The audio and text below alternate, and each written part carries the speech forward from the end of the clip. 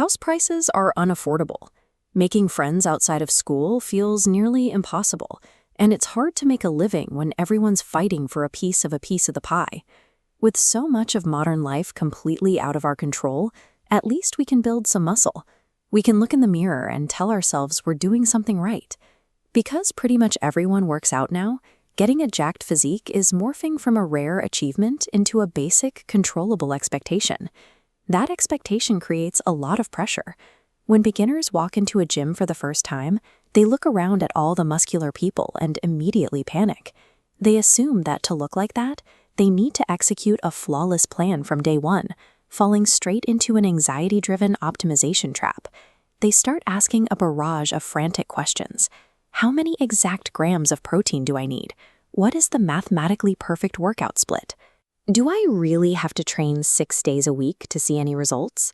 But if you step back and look at the actual mechanics of human physiology, a different question emerges.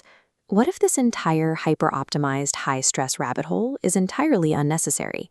The modern fitness industry generates clicks and sells programs by making you feel like you're missing out on a secret formula. But in reality, they are overcomplicating a biological process that is actually incredibly easy and mathematically straightforward. To strip away the noise, you have to look at the two basic, non-negotiable variables required for early muscle growth. You have to eat enough protein to repair your tissue, and you have to sleep enough to let your body do the repairing. If you handle those two things, your first 2 years in the gym are defined by newbie gains. During this initial window, your body is so unaccustomed to resistance training that you will build muscle rapidly, even if you follow a terrible, completely unoptimized workout routine. As you enter years 2 through 4, you transition into the maybe gains phase. You are still growing and the physical changes are still noticeable, but the rate of progress slows down drastically. You can no longer rely on a sloppy diet and random exercises. You actually have to start tracking your sets, reps, and sleep schedule to keep the momentum going. Then you hit a biological equalizer. By years 6 to 8 of consistent lifting, visible progress virtually halts. At this stage, you're essentially just looking for ways to preserve what you've built, while scanning for ways to eke out a tiny fraction of progress. At this plateau, some people get frustrated and decide to turn to steroids. This is essentially a transaction where you swap the health of your vital, life-sustaining organs for a little bit of unearned, artificial muscle mass that practically no one will actually care about. For the natural lifter, the timeline is fixed. Every single person who trains consistently is on a one-way trip to the exact same genetic dead end, regardless of how fast they try to accelerate the journey. To understand the efficiency of that journey, we have to look at the input-to-output math of lifting, starting with the minimum effective dose. This is the smallest amount of effort required to trigger a biological response. This line chart maps muscle growth against weekly sets. 4 sets drive the majority of growth. Fractional sets accumulate automatically. A pull-up also engages biceps. Past this minimum dose, diminishing returns hit. Increasing to 40 sets flattens output.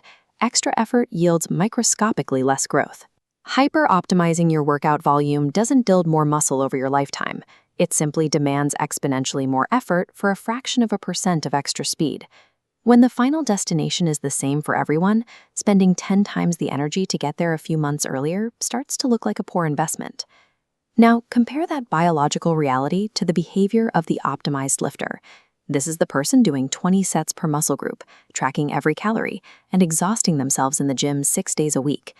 Because that schedule is so demanding, they inevitably hit a burnout cycle. They train perfectly for 2 months, get totally exhausted, and quit for a month. They lose their progress, come back to the gym to recover it, and end up stuck repeating the exact same weights and reps year after year. Then you have the good enough lifter. This person uses a completely unoptimized basic full-body routine from the first page of Google. They only go to the gym twice a week, but the critical difference is they never take a week off. By refusing to miss days and move backward, the good enough lifter naturally forces progressive overload. Because they are rested and consistent, they slowly increase the weight they lift or the reps they do over time, keeping the growth signal active. Thanks to the math of diminishing returns and the hard ceiling of human genetics, that slow, steady progress is all it takes. A mediocre routine executed consistently without breaks will still eventually max out your total physical potential. You don't have to turn fitness into a second job. You can abandon the anxiety of perfection, pick a simple routine that fits easily into your week, and rest easy knowing that stubborn consistency will get you to the same place as the person obsessing over every calorie.